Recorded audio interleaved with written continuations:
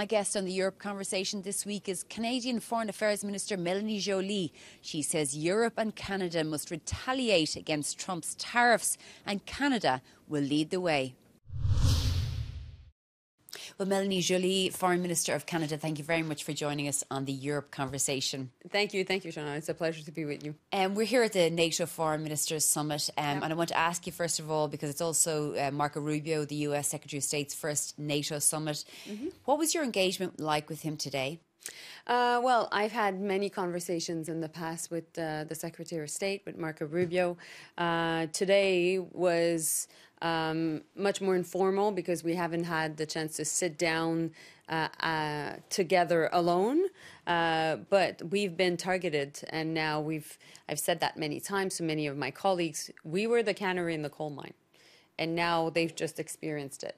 So we are under 3 executive orders coming from the White House, one on our entire economy of 25% tariffs, which we were able to partly pause, but for 40% of all our goods being sent to the U.S., there's still 25% tariffs.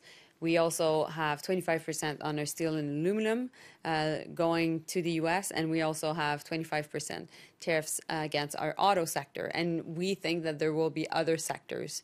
So based on that, we've led the charge because we didn't launch this trade war, and we know that there are no winners in a trade war, but we came up with $60 billion worth of counter tariffs on American goods in Canada. And also the Prime Minister Carney, just announced that we will also retaliate 25% tariffs against auto and auto parts that are not covered by the trade deal we have with the U.S. So basically American cars and American parts coming to Canada but are not compliant. What is the reaction from the White House to that? Because Donald Trump said on so-called Liberation Day that any country that tries to retaliate, that he will increase further the tariffs. We're defending ourselves. We never started this trade war. And it is clear to us, knowing so well the American people, that the American people don't agree with the actions coming out of the White House. And, Shauna, the only way for President Trump to back off on his trade war is for American people themselves to say it's enough. And they are the ones that can create the political pressure within their own system to make sure that that's the case. And that's exactly why we launched an advertising campaign in 12 Republican states, red states, which clearly states what tariffs are, which it is, tariffs are clearly a tax on hardworking Americans. Tariffs are also a tax at the gas pump. Tariffs are also a tax on their grocery bill. So we've made it clear to the American public, and we're seeing that there is a lot of frustration within American society towards what's happening now. Now, I think we have to retaliate. We need to defend ourselves. And so not only are we leading the charge, we're the country at this point that has imposed counter tariffs the most against U.S. goods. We're working with the EU. I had just a conversation with the EU Trade Commissioner, Sefcovic. We're working also with Asian partners, and we'll continue to put maximum pressure. If the EU, Canada, the strongest allies, I suppose, of the United States, but also trading partners, all come together and apply tariffs, then the US will have no choice but to reverse its path. Well, at one point, American people will see that inflation is rising and people are losing their jobs. And it will hit their wallet and they'll be mad. And I understand them. And at the same time, they'll know that the reason for that is because the president has decided to launch a trade war against many countries, including particularly Canada in our case, and, certain other allies, including, for example, the EU. And I think that American people are smart people, are reasonable people, are people that hate taxes. As, pretty much all citizens on Earth hate taxes.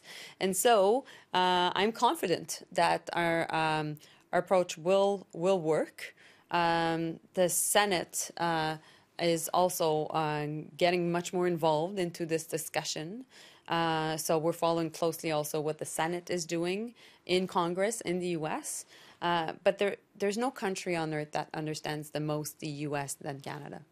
And so we can share that knowledge with our friends and allies around the world, including in Europe. And meanwhile, we know we're too dependent on their economy. And we're the most European, non-European country on earth. And our goal is to also become closer to the Europeans. Part of the relationship with the US and Canada, the ambition of Donald Trump is a little bit different than just tariffs, that he's saying that he would like to subsume or take or have Canada as the 51st state. I think when President Trump speaks, we listen and we take him to his word. I think that's really important. He's the most powerful person on earth, and therefore he has many tools in his toolbox. At the same time, this impact of the threat of sovereignty against Canada has rallied people in Canada around our flag. People are clearly saying that will never happen. We will never be the United States. We can be your best friends, best neighbor, best allies, but forget it, we'll never be your 51st state. When you think about the bellicose language about Canada and also Greenland, which is the semi-autonomous part of Denmark, what do you feel about his ambitions, though, as a president of the United States that is obviously much more muscular? Well, I think that, we're at NATO here. One of the key articles at the core of the NATO agreement is to respect the sovereignty of all countries. It is also part of the UN Charter, as we all know. So we expect that the sovereignty of Canada and the sovereignty of Denmark is respected, period. And now, if we need to increase Arctic security amongst NATO, if we need to do more in the Arctic to counter the Chinese and Russian cooperation on the military front, no problem, let's do that. I know that the Trump administration is concerned about the Arctic, and I share their concerns. And I know we can work on making sure that we address these concerns, but it is not to the detriment of our sovereignty or the sovereignty of our other allies. And did Marco Rubio accept that? Well, with me, when I speak with the Secretary of State, I don't give him an inch of possibility to challenge our sovereignty, period. It is not up to discussion. This is not something that we need to talk about. I'm Canada, you're the US, we're two sovereign nations, and we have a diplomatic conversation. That's it. I want to ask you about the coalition of the willing when it comes to Ukraine. Obviously, certain countries, the UK and France, have said that they're willing to put troops in Ukraine, but there needs to be a backstop, a support from the United States. Do you think that's forthcoming? Well, I can't talk for the U.S. It's up to them to answer your questions. But what I can tell you is Canada is willing to participate in that coalition. You would put troops on the ground in Ukraine? Well, of course, we're in an election right now. We need to make sure that if that's the case, that we get the support from Canadians beforehand. But we've been doing a lot of training for Ukrainian troops. Before the war was launched, Canada had already trained 30,000 Ukrainian soldiers, and we have an expertise in training, and we're training Ukrainians in country, outside of country as well. And we've been participating in all these very high-level meetings in London and also in Paris, because we believe, like all Europeans, believe that if we don't support Ukraine, we are next to a very dangerous Russia, which is the case for Europeans, which is the case for us in the Arctic. And President Putin has no red lines. And if we're not able to get to a good deal in Ukraine, well, we will show not only President Putin that he can continue and therefore attack eventually NATO and therefore ourselves, but at the same time, being an Indo-Pacific country, we know very well that China is following very, very closely and could use this opportunity of lack of unity to ultimately go ahead in Taiwan. Just final question. We saw the failure of the ceasefire in Gaza. We've seen hostages still there, controlled by Hamas, and some of the most savage scenes of children losing their lives from Israeli bombs. What is Canada calling for Israel and America to do? Well, I think in the end, what we're seeing right now is just a lack of humanity. And we need to make sure that Israel and Hamas or Qatar are going back through the negotiation table.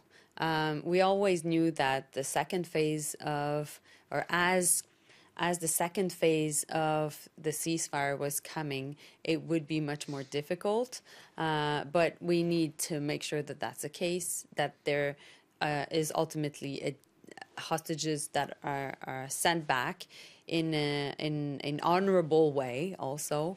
And we need to make sure that the violence stops and that civilians are protected.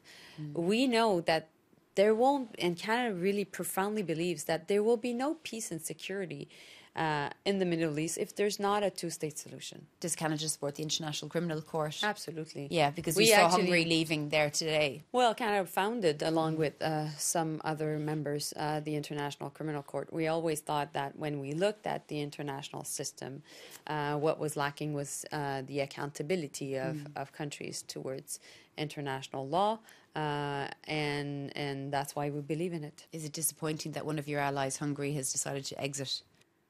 Well, I think that it is indeed a problem when we don't see the strength of having accountability in a world where we know that it is ultimately a world that is more dangerous. Okay, well, Mélanie Joly, Foreign Affairs Minister of Canada, thank you very much for joining us on the Europe Conversation. Thank you so much.